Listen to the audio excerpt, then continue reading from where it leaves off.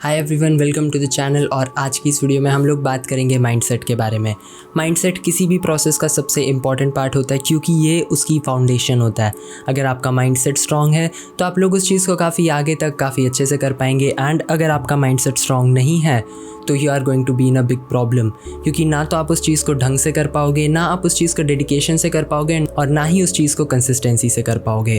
तो एक strong mindset होना काफ़ी ज़रूरी है। एंड आज की इस वीडियो में मैं आप लोगों को वो सारे तरीके बताऊंगा जिनसे आप लोग एक बहुत स्ट्रॉन्ग माइंडसेट बना सकते हो and your mind is going to be undefeatable. आप लोगों को जो चीज़ करनी होगी वो आप करोगे, no matter how you feel, and you are going to succeed in life for sure, because mindset is the key. सबसे पहले हम लोग बात करेंगे कि एक स्ट्रॉन्ग माइंडसेट आखिर ज़रूरी क्यों है, like why do we need it. तो अगर आप देखो तो ऑन एन एवरेज एक इंसान दिन में 35,000 डिसीजंस बनाता है एंड उसमें काफ़ी सारी एनर्जी लगती है।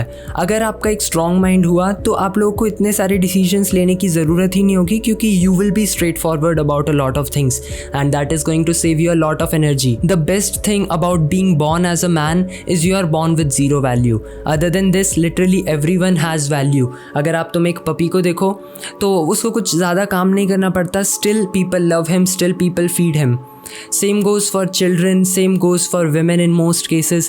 But as a man, तुम लोगों को अपनी वैल्यू बनानी पड़ती है and it is one of the best part about this.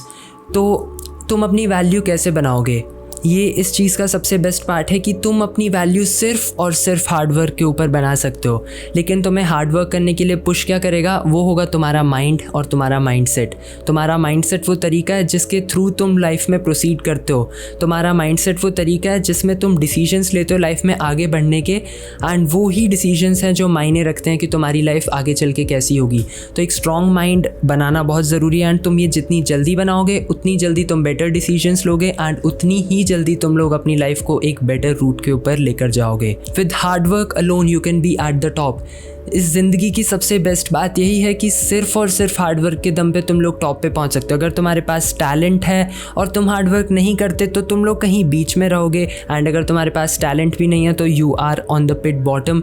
लेकिन अगर तुम्हारे पास हार्डवर्क है और टैलेंट नहीं भी है, with hard work alone you can achieve anything in this world. अब मैं तुम लोगों को समझाता हूँ कि एक स्ट्रॉन्ग माइंडसेट कैसे डेवलप किया जाता है। एक स्ट्रॉन्ग माइंडसेट डेवलप करने के लिए हम लोग एग्जाम्पल लेंगे एक मूवी का। तुम कोई भी मूवी देखो, उसमें एक हीरो होता है and hero most of the cases में स्टार्टिंग में काफ़ी बेकार होता है। He does not have a lot of value. आप कोई भी मूवी का एग्जांपल ले लो, जो हीरो होता है वो विद टाइम अपनी वैल्यू को इंक्रीज़ करता है। By the end of the movie he is a very high value man. And हमारी लाइफ भी कुछ इसी तरह से होती है। हम लोगों को भी अपनी वैल्यू विद टाइम बनानी होती है and with a good mindset we can make a value. लेकिन हर मूवी में एक विलन होता है। अब तुम लोगों को भी अपनी ज़िंदगी का एक विलन ढूंढना पड़ेगा जो तुम्हें हर टाइम बेटर बनने के लिए मोटिवेट करे, क्योंकि तुमने देखा होगा विलन जो होता है वो हमेशा हीरो से स्ट्रांग होता है एंड हीरो विद टाइम उस विलन से compete करने के लिए स्ट्रांग बनता जाता है। तो that is why we need a villain in our life. अब लोग विलन को आसपास की दुनिया में ढूंढते हैं कि उस बंदे के पास आईफोन है, उस बंदे के पास महंगी कार है, तो मेरी ज़िंदगी का विलन वो है क्योंकि वो मेरे से ज़्यादा मज़े कर रहा है। But that is wrong. A good thing about life, या फिर इसको तुम एक बैड थिंग अबाउट लाइफ भी कह सकते हो, वो ये है कि हर कोई इक्वली नहीं पैदा होता, बट हर किसी के पास कुछ ना कुछ एडवांटेज होती है। एंड आई थिंक अगर तुम लोग ये वीडियो देख रहे हो तो तुम्हारे पास आंखें हैं एंड इन मोस्ट केसेस तुम्हारे पास इंटरनेट है, एक मोबाइल या फिर एक कंप्यूटर है, and you are lucky enough to get all these things. तो तुम लोग अपनी लाइफ में काफ़ी अच्छे लेवल पे हो एट दिस पॉइंट। एंड अगर तुम लोग ध्यान से सोचो तो हो सकता था जब तुम 5 साल के थे तो तुम्हारे मम्मी पापा दोनों एक कार एक्सीडेंट में मारे जाते, या मे बी तुम्हारी दोनों आंखें चली जाती बिकॉज ऑफ सम बैक्टीरिया या किसी इन्फेक्शन की वजह से।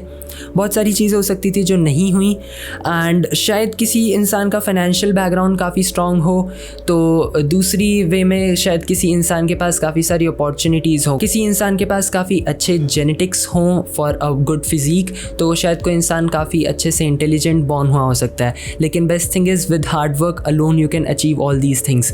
तो नॉट एवरीवन इज़ इक्वल, इसीलिए तुम लोग एक दूसरे से खुद को मत कंपेयर करो। हर कोई कहता है कंपेयर योर सेल्फ, लेकिन हर कोई एक चीज़ गलत कहता है। वो ये कहता है कि अपने आप को पिछले दिन से कंपेयर करो। अगर तुम अपने आप को पिछले दिन से कंपेयर करोगे तो तुम हमेशा शायद बेटर साइड पे ही जाते जाओगे, वरना इक्वल पे रहोगे। Downgrade in comparing your self बहुत रेयर केसेस में होता है। तो आई थिंक ये गलत है। दूसरों से कंपेयर मत करो, खुद से कंपेयर करो। But you need a villain in life and तुम्हारा पास्ट तुम्हारा विलन नहीं हो सकता. तो let's talk about the villain. Now what I need you to do is I need you to get a paper and a pen and उस पर तुम लोग अपना एक विलन बनाओगे. सपोज़ मैं आदित्य हूँ तो मेरा विलन होगा आदित्य 2, ठीक है, या आदित्य_better. That is going to be my villain.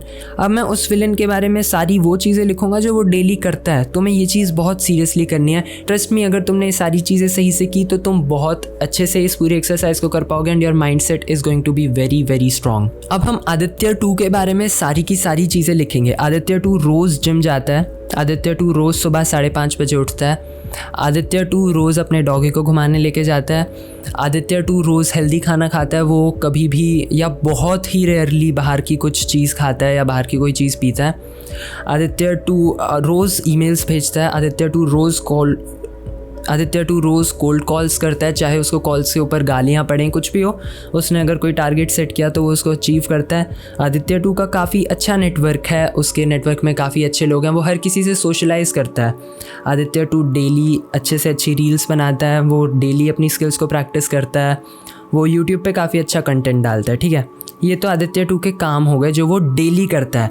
The best thing about this guy is कि चाहे उसको दिन में कैसा भी फील हो रहा हो, चाहे कल रात वो 2 बजे सोया हो, लेकिन वो सुबह 5:30 बजे उठेगा और जिम जाएगा. चाहे बाहर बारिश हो रही हो वो जिम जाएगा.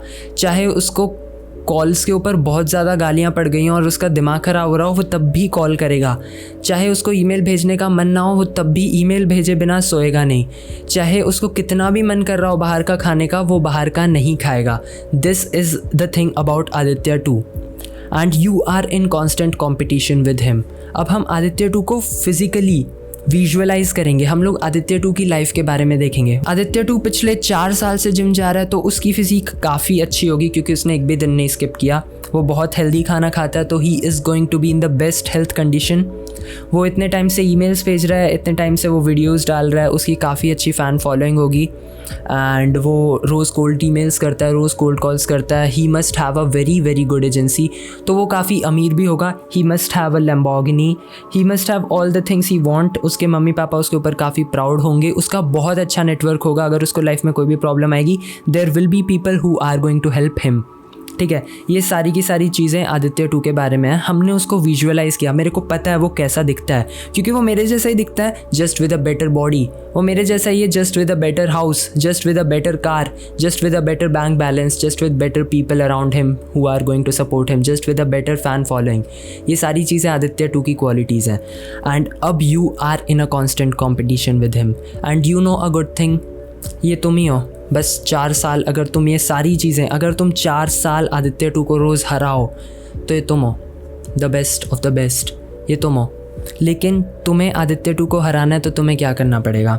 अगर तुम उसके इक्वली भी चले जाओ वो भी बहुत बड़ी बात है, पर उसको हराने के लिए तुम्हें अपने पर्सनल रिकॉर्ड्स तोड़ने होंगे. अगर तुम जिम में 30 किलो की बेंच लिफ्ट मारते हो, बेंच प्रेस, तो तुम्हें अगले दिन, शायद अगले दिन या अगले हफ्ते तुम्हें 35 kg की मारनी होगी.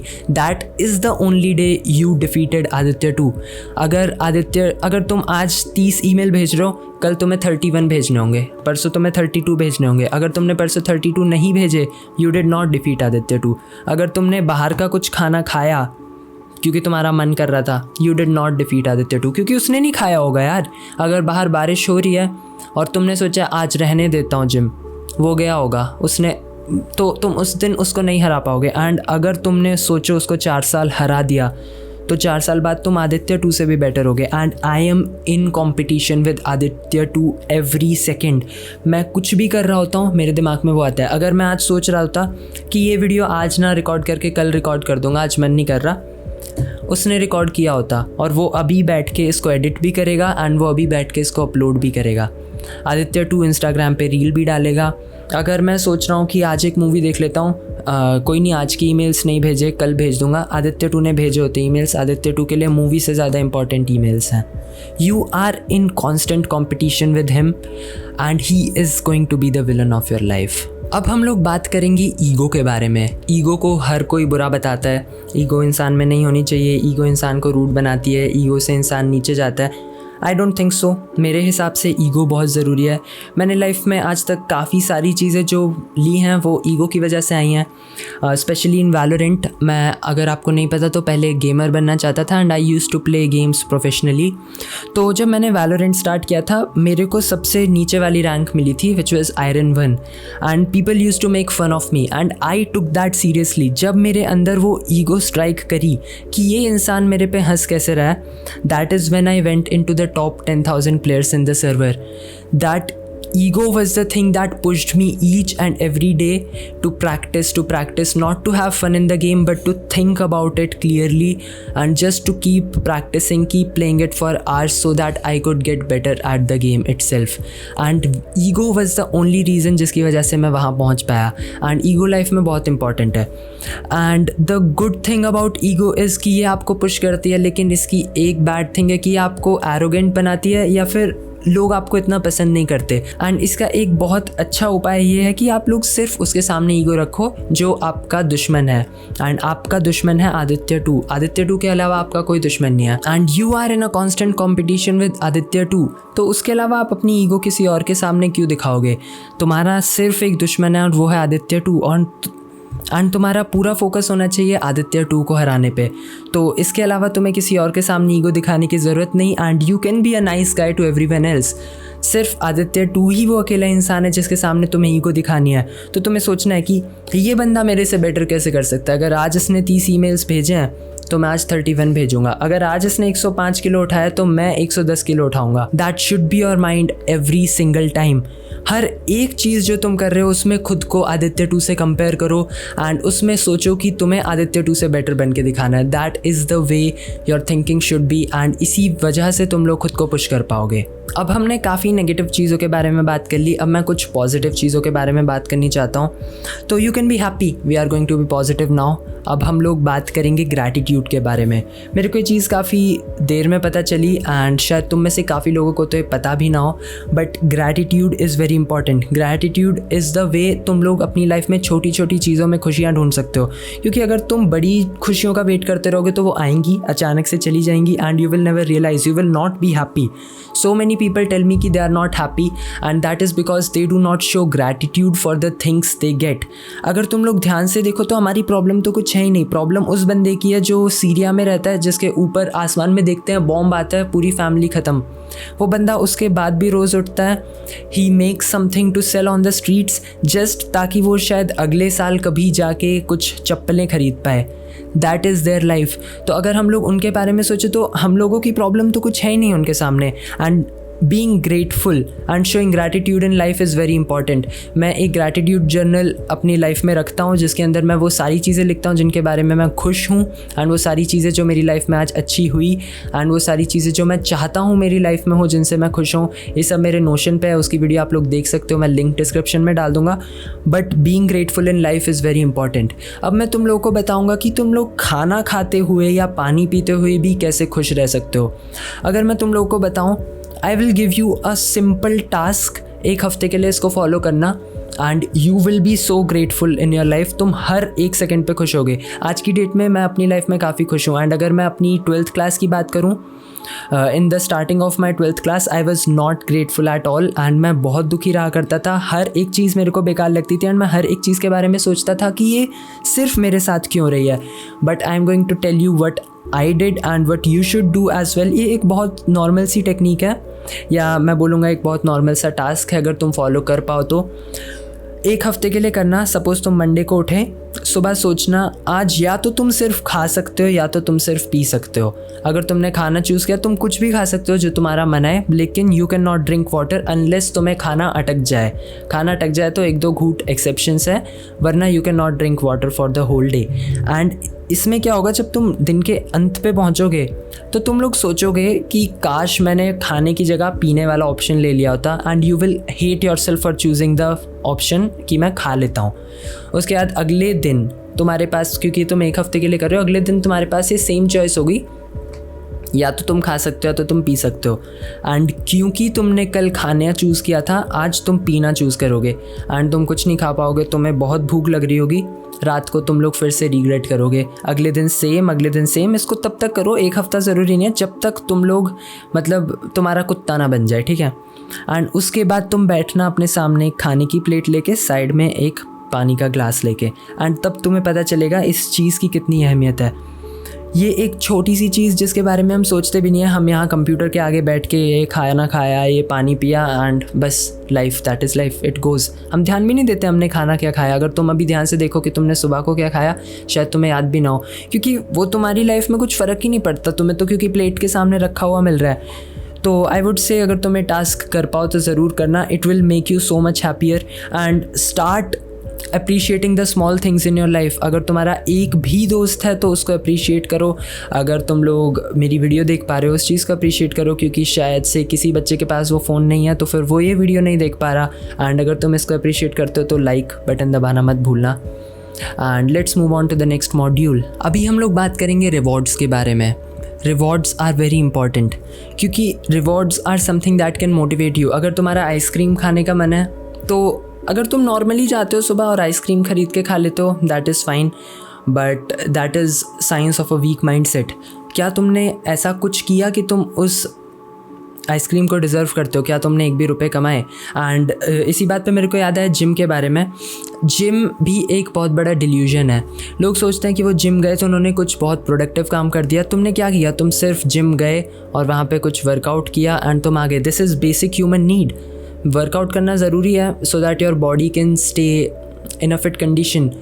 You did not do any thing, you did not make any money. तो थिंकिंग कि तुम जिम गए एंड तुमने कुछ प्रोडक्टिव काम किया, दैट इज़ टोटली स्टूपिड।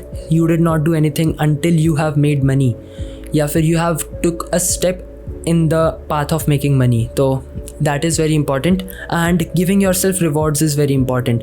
अगर तुम्हें कोई फिजूल खर्ची करनी है, मे बी तुम्हें एक नया पर्स खरीदना है, या you want a necklace नहीं शायद पेंडेंट और एक चेन खरीदनी है सपोज तुम्हें, या फिर you want a new mouse, या you want to buy a game or something, anything, I would not recommend तुम गेम खरीदो, बहुत distracting होते हैं।